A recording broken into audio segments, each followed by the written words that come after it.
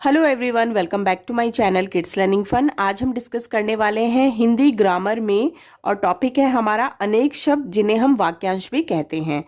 अनेक शब्दों के लिए एक शब्द। अब इसकी परिभाषा को हम पहले पढ़ेंगे और फिर उसके बाद हम उसको डिस्कस करेंगे यानी कि समझेंगे।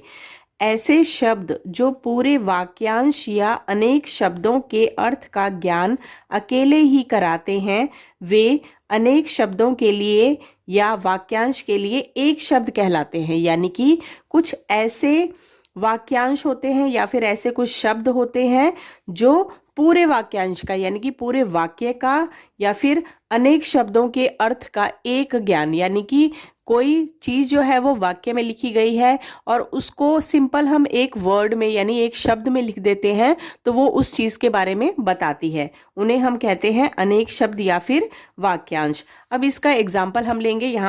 यहाँ पे हमने लिखा है अनेक शब्द जिसे हम वाक्यांश भी कहते हैं और उसके लिए हमें यहाँ पे एक शब्द को लिखना है। तो चलिए यहाँ पे हम देख लेते हैं। यहाँ पे हमने काफी सारे शब्द जो हैं वो लिखने हैं।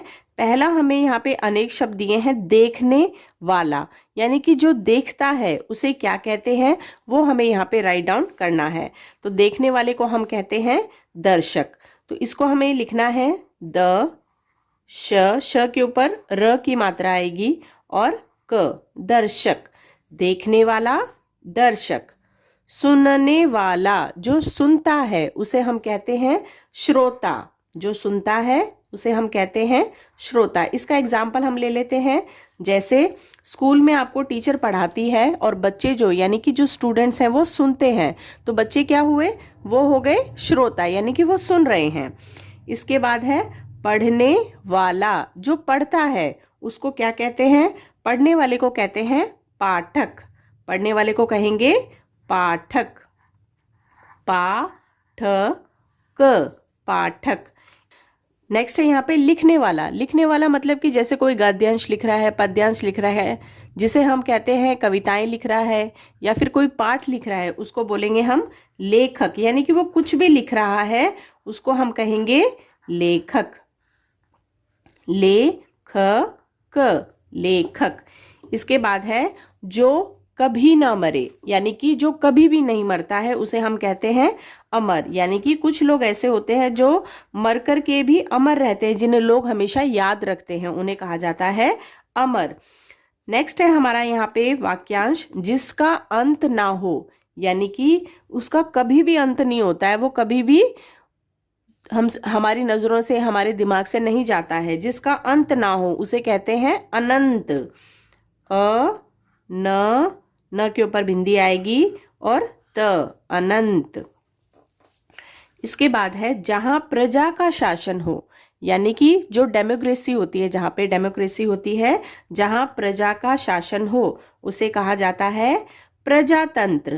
प्रजा, त के ऊपर बिंदी आएगी और त्र, प्रजातंत्र। तो यहाँ पे हमने देखे हैं देखने वाला जिसे दर्शक कहा जाता है, सुनने वाला श्रोता, पढ़ने वाला पाठक, लिखने वाला लेखक, जो कभी ना मरे अमर, जिसका अंत ना हो अनंत, और जहां प्रजा का शासन हो उसे कहा जाता है प्रजातंत्र। नेक्स्ट है हमारा यहाँ पे जहां राजा का शासन हो, यानी कि जिस राज्य में राजा का शासन होता है उसे कहते हैं राजतंत्र। तो इसे हम लिखेंगे त के ऊपर बिंदी आएगी और त्र, राजतंत्र। ईश्वर को मानने वाला, यानी कि जो भी व्यक्ति ईश्वर को मानता है उसे हम कहते हैं आस्तिक। तो आस्तिक लिखने के लिए पहले हम लिखेंगे आ, उसके बाद हम छोटी ई की मात्रा लगाएंगे आधे स के ऊपर, त क, आस्तिक। ईश्वर को ना मानने वाला, जो ईश्वर को ना मानता है उसे बोलते हैं नास्तिक। तो सेम रहेगी यहाँ पे स्पेलिंग, बस आ की जगह ना आ जाएगा, नास्तिक। नास्तिक। परीक्षा में पास होने वाला, जो बच्चा परीक्षा में पास हो जाता है या फिर किसी भी एग्जाम में पास हो जाता है उसे कहते हैं उत्तीर्ण। क्या कहा जाता है, उत्तीर्ण। तो उ, अधत, पूरत, बड़ी की मात्रा ण और र, उत्तीर्ण। परीक्षा में ना पास होने वाला, जो व्यक्ति परीक्षा में पास नहीं होता है उसे कहा जाता है अनुत्तीर्ण। न में छोटे ऊ की मात्रा, आधा त, पूरा त में बड़ी की मात्रा और न के ऊपर र आएगा, अणु 3। इसके बाद है हमारा कम बोलने वाला। जो व्यक्ति कम बोलता है उसे कहा जाता है मितभाषी। मी म यानी कि म में छोटी की मात्रा, त भ में आ की मात्रा, श और श में बड़ी की मात्रा आएगा, मितभाषी। अधिक बोलने वाला यानी कि जो बहुत ज्यादा अधिक बोलता है उसे कहा जाता है वाचाल। अधिक बोलने वाले को क्या कहा जाता है? वाचाल। इसके बाद है हमारा यहाँ पे जो सदा सत्य बोलता है, जो हमेशा सत्य बोलता है। सत्य का मतलब होता है बच्चों सच बोलने वाला, उसे कहा जाता है सत्यवादी। पूरा स, आधा त, य, व में आ की मात्रा, द में बड़ी ई की मात्रा, सत्यवादी। ये जो स्पेलिंग है, इनकी जो मात्राएं हैं वो मैं इसीलिए बता रही हूँ क्योंकि काफी सारे बच्चे जो है वो स्पेलिंग मिस्टेक करते हैं, मात्राओं को छोटी ई की मात्रा की जगह बड़ी ई की मात्रा लगा देते हैं, तो इसीलिए मैं आपको ये साथ साथ बता रही हूँ। भाग्य के भरोसे रहने वाला। जो व्यक्ति हमेशा भाग्य के भरोसे रहता है उसे कहते हैं भाग्यवादी। भा, आधा ग आएगा, य, वा में आ की मात्रा, द में बड़ी की मात्रा, भाग्यवादी। जिसके नीचे रेखा खिंची है, जिसके नीचे रेखा खिंची है उसे कहा जाता है रेखांकित। र में ए की मात्रा, ख में आ की मात्रा, रेखांकित। क में छोटी की मात्रा आएगा और त, और बिंदी आएगी हमारी यहाँ पे ख के ऊपर, रेखांकित यानी कि अंडरलाइन। जो शिकार करता है, जो शिकार करता है उसको हम कहते हैं शिकारी। जो शिकार करता है उसे हम कहेंगे शिकारी। अब है हमारा यहाँ पे नेक्स्ट वाक्यांश छोटा भाई।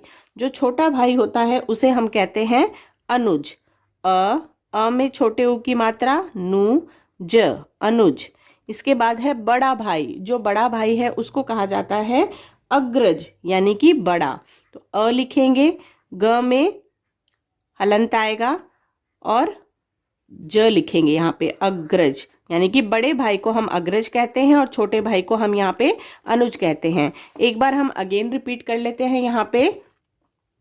जहां राजा का शासन हो राजतंत्र, ईश्वर को मानने वाला आस्तिक, ईश्वर को न मानने वाला नास्तिक, परीक्षा में पास होने वाला उत्तीर्ण, परीक्षा में न पास होने वाला अनुत्तीर्ण, कम बोलने वाला मितभाषी, अधिक बोलने वाला वाचाल, जो सदा सत्य बोलता है सत्यवादी, भाग्य के भरोसे रहने वाला भाग्यवादी, जिसके नीचे रेखा खिंची हो रेखांकित, जो शिकार करता हो शिकारी, छोटा भाई अनुज और बड़ा भाई अग्रज। सो आज हम लोगों ने डिस्कस किया है अनेक शब्द जिन्हें हम वाक्यांश भी कहते हैं, यानी ऐसे वाक्यांश जिनको हम एक शब्द में परिवर्तित करके लिख सकते हैं। आई होप ये हिंदी ग्रामर का जो टॉपिक मैंने आज आप लोगों के साथ डिस्कस किया है ये आप लोगों के लिए हेल्पफुल होगा। इसका स्क्रीनशॉट जो है मैं वीडियो के लास्ट में लगा दूंगी ताकि आप वहां से उसको स्क्रीनशॉट लेकर के रख सकें और आपकी हेल्प हो सके। सो वीडियो अगर पसंद आई है तो प्लीज़ वीडियो को लाइक ज़रूर कीजिएगा and channel kids learning fun को सब्सक्राइब। Thank you.